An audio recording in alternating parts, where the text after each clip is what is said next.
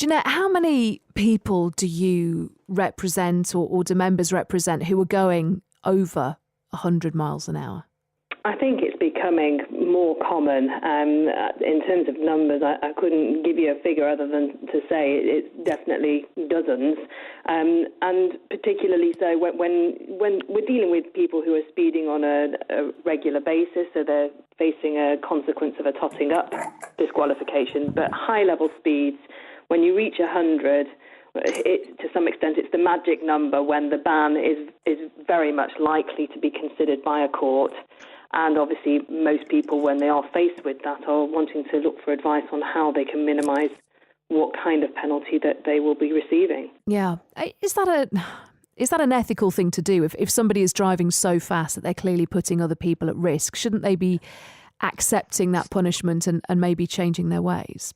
Well, I think I'm not suggesting that people come to me and they ask me for ways to actually get out of it. Most of the time when somebody has been alleged to have been driving at 100 or above, the usual stance taken is to say, I want to hold my hands up, I do want to express remorse for what I've done, but I also want the court to hear how a lengthy ban might impact on me as an individual. And that tends to be the reason why we get involved. We know how to express that mitigation.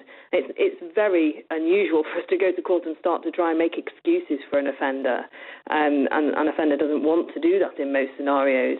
The main thing that we're there to do is to explain to the court what this particular individual has going on with them that the court needs to take into account, because they'll look at the level of the speed and the speed limit, and they will also want to look at other factors that might suggest higher culpability, so poor road and weather conditions, etc.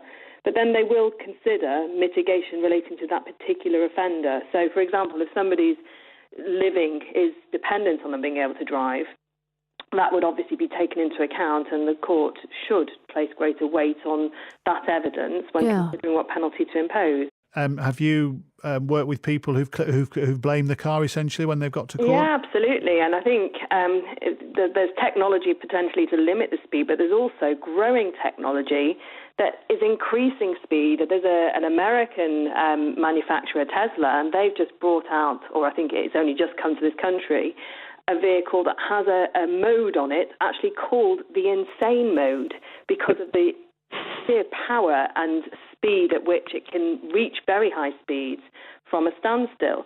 So there's technology that actually is going to make it more and more of a problem, I think, for motorists, or more and more of a problem for motorists to avoid falling into the trap of your listener there, Charles, and not being sort of overtaken by the availability of speed and technology that comes with most modern high-performance cars.